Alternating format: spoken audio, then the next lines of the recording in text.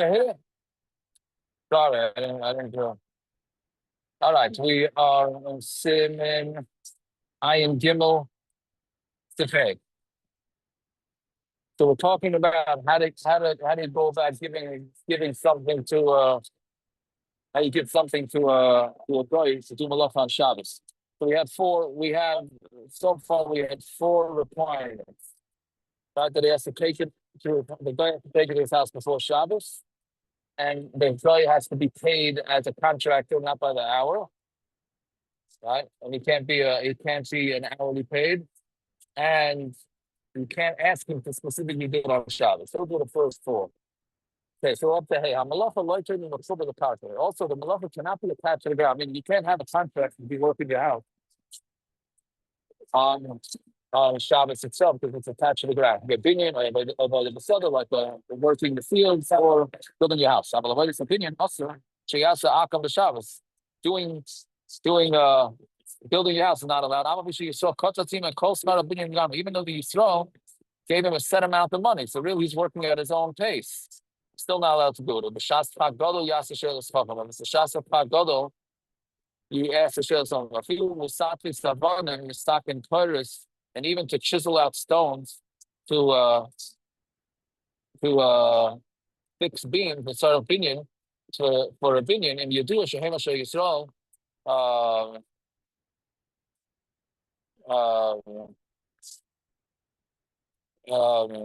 When you do a Shehem Asher Yisrael, if you know that it's a Yisrael, and then Nachri is doing it in the street, it's Mahar Hesi, also she has to shop. Meaning, even if it's just to do stones and all that, but if everybody's going to know it's working for you, that's a problem. Working the field, the plow, and together, even if he rent it out, so you should do all the malacha for a specific price. It's not rented out a day, it's still awesome.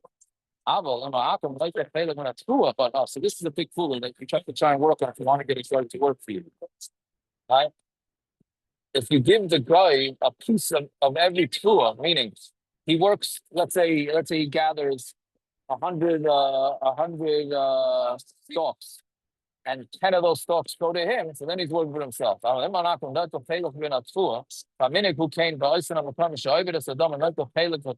He takes a portion in the tour, then it's mutter. If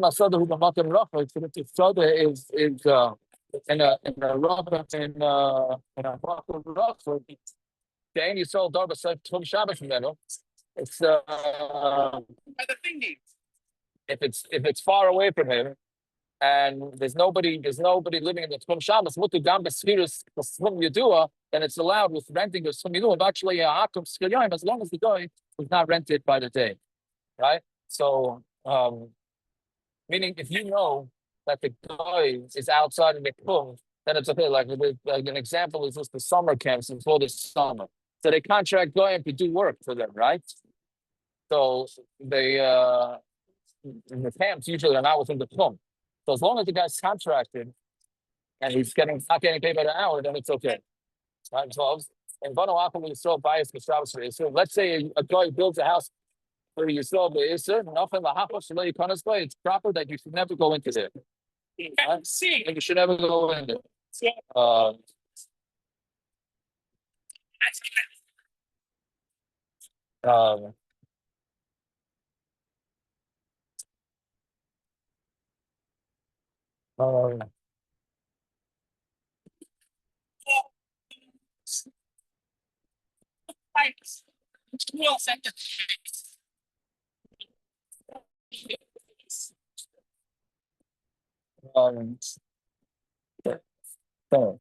So Zion. At least she gets the Sada Repayim, somebody has a field or a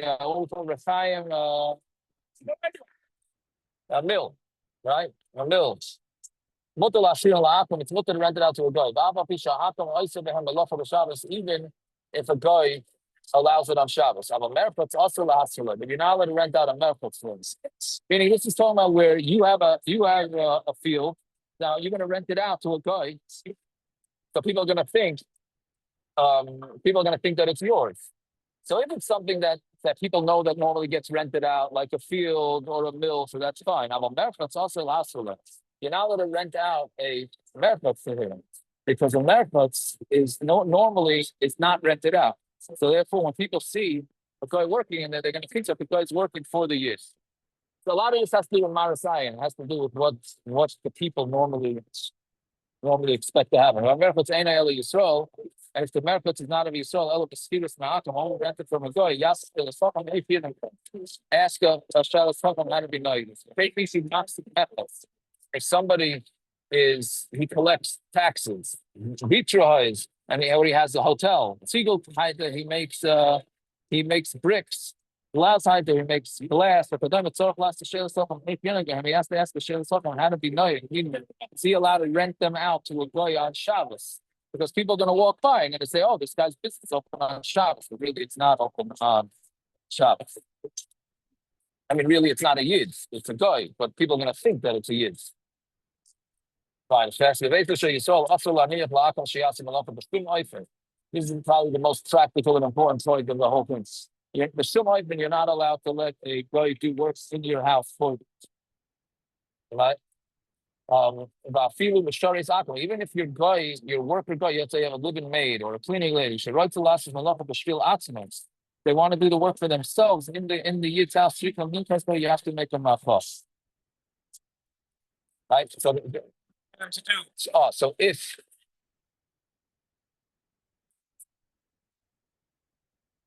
right, fine. So Uman Akum Shasa Malbush B'Shil Yisrael V'Viyuleh B'Shabbos. It's an Uman Akum that did a Malbush in order for Yisrael to bring him in Shabbos. Mutter Lulavsha, then it's mutter to wear it. Meaning he made a guy made the clothing for Yisrael and he brought it to him. Meaning he didn't ask him to do it. He just brought him. Like let's say he gave him your shoes to be fixed, and the guy delivers it to you, so you're allowed to wear it. When you do it, you're going on Shabbos. But if you know that the guy finished it on Shabbos, which you don't know, then don't wear it unless you have a real need for it. I have a loss of leaf of Kalim and Moshe base woman, but it's also to go pick up any clothing from the base. I mean, you can't go to the cleaners. Let's say you forgot to get your cleaners on a Friday, so you want to walk over there on Shabbos morning and get it. So you can't do that. If you when you saw the Shabbos or Yom Tov, and even from a year's on Shabbos and Yom Tov, right? So it's again, it looks like he's doing it for you on Shabbos, right? Fine.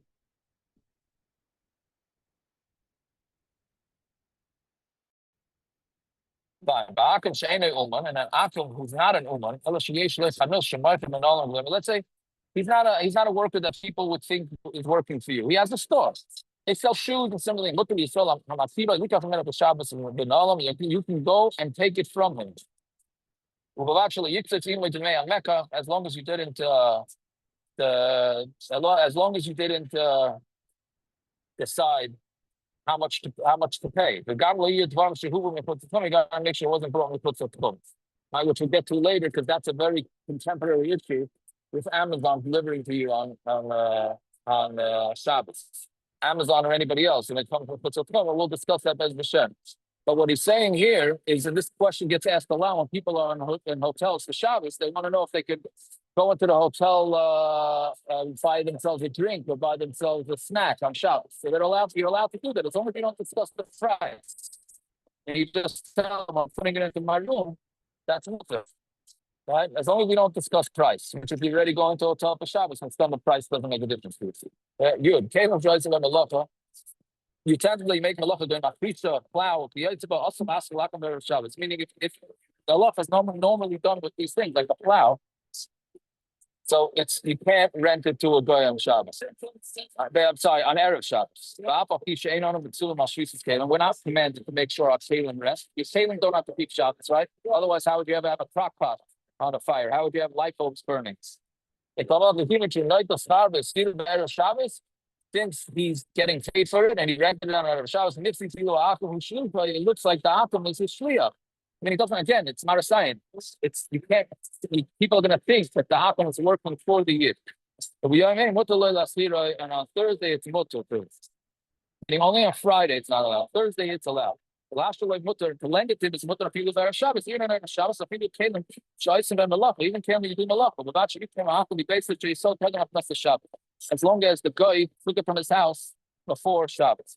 If people must name a Akum to Yashalo for Zois Caleb and Pam Aka, even if you made it tonight with the guy that you do, he's going to rent it back to you, meaning tit for tat. I'm going to lend to you, you lend to me. It's mutter learning of the PI government of these spirits, and we don't. People are not going to say that it's rented out. But they last to like Kalim, Shane Eisen ben Malacha, and then to rent him Kalim that you don't do Malacha. Mutter of people about Shabbos. It's not even a Shabbos. But Akum at see him present Shabbos as long as the guy took it out before Shabbos, meaning the Kalim that you don't do Malacha with. So I don't know. Let's say an umbrella. You want to lend the guy an umbrella. As long as he takes it out of your house before Shabbos, that's fine. If it's Alzheimer's sign, how would you know? How would if it's Alzheimer's sign, how would the person know whether you rented or gave it to him for free? He's not going to know. It's going to be totally on what's the norm of society of that particular society that you're in. If the norm of the society that you're in is that's the way it's done, so then it's also. It's all totally on what's the norm. The nafkamina and the kids seems to be what Lamaisi do. If marshal you're allowed to, or if it's mosque you're not allowed. Right. So I'll tell you, I had this mitzvah myself. I don't know if you remember. I used to drive an old pickup truck. So the guy it was a blue pickup truck, very right? Good. Yeah. I'm very impressed with you. Very good. So, anyways, I had this blue pickup truck which was old and spent a lot of time with a mechanic who's Korean or whatever he was, right? Oriental. And he would borrow it on Shabbos. He'd drive it around town on Shabbos. The people would tell me, what? I saw your truck driving around on Shabbos. I said, yeah, no, I'm in Atzola. No, I said, no. Was it when the homeless guy was living in it, or when he wasn't living in it? No, this guy would drive it around. He needed a pickup truck. But meaning, I don't believe, I hope I was right. I don't believe there was a Marasai industry because you don't rent out pickup trucks to people, right? You rent it out. You don't rent it out. But if it would be in a society where you rent it out, pickup trucks, so then he talked to Justin for him to have it. Unless he got it on Thursday. No, but still, you can't. You can say this at anything. You go to McDonald's to go wash your hands, go to the bathroom. No one's thinking that you're going in there to eat a cheeseburger, but we don't hold that way. Yeah, okay, no, these are very. You have a good point. These are very technical. It's very technical. These are technical halachas. It's hard to know. I mean, tonight is one of those nights I was thinking that you need an hour to learn, maybe 2 hours, because it's so technical and you have to figure out what it was back then and how it changes in Ganazeh, et cetera, et cetera. Fine. What are we up to? Yudala? Yeah. How about the last Kayla Lakim by Fanam and its garm? Just so we said that you're allowed to rent out your utensils. This is the important point. That's only when you're not making money on Shabbos by itself. Meaning, basically, you rent it out for a week, and you're getting $100 for the week. You're not taking money specifically for Shabbos.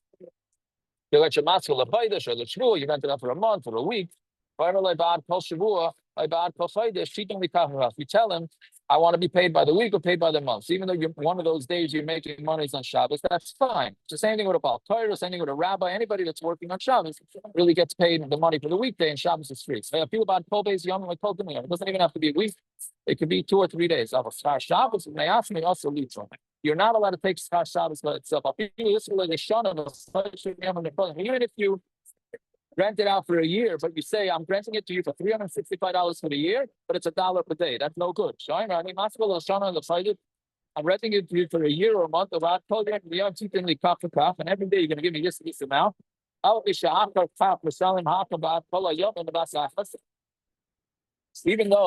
Even though afterwards the guy's going to pay it one shot, so it's also to take the Shabbos money. It's separating it into separate days. Also, you're not allowed to take Shabbos unless it's absorbed into the other weekday stuff. I feel about Taylor, and then the Lachim. Even if it's for utensils that are not doing the Lachim, but it's just the history of taking the stuff. I feel about wonderful. Even if it's a guy sleeping in your house or sleeping in a hotel, which is no Malacha being done, you're not allowed to make money on Shabbos. This is Shabbos who pay me akum, pay me Yisrael. It is the Shabbos when you take the money from the Yidden from a guy. Now, there's a lot of misunderstanding here because there's no problem for you to give money to the guy. I get this question all the time. They say, am I allowed to pay my cleaning lady for Shabbos? Yes, you are. Your cleaning lady doesn't have an issur. You have the issur to make money. But you don't have, she doesn't have an issur to make money. You have an issur to make money. I'll tell you a mushroom. Ramosha has an interest in Chile because when you get interest in the bank, you're making money on Shabbos. So how do you take interest from Shabbos? You're making money on Shabbos. So Ramosha says, no, it's not a problem. Because Friday's interest you're getting from Friday till here, and Shabbos' interest, because since it goes from 12 a.m. to 12 a.m., you're getting Shabbos' interest for those few hours of Motzei Shabbos. That's when you're earning the interest. So it's considered halal. The problem is a 2-day yontif, or really a 3-day yontif. 3-day yontif is a problem. Because a 2-day yontif, you could say Mamanasham, one of the days is weekday, so it's not a problem. But meaning either one of the days is weekday. But 3-day yontif, coming up on Pesach, or Moshe Patkins, that middle day, or possibly the middle 2 days, you have to take that interest that you earn and you have to give it to tzedakah. Because otherwise you're earning things on. But one of the 3 days, the middle day is something. So, right, so that's a problem. Something that helps. so business is on what, but they still pay you interest. Yeah. Anyways, okay, we'll stop over there. Thank you for tuning in late. Everybody can have a fine night.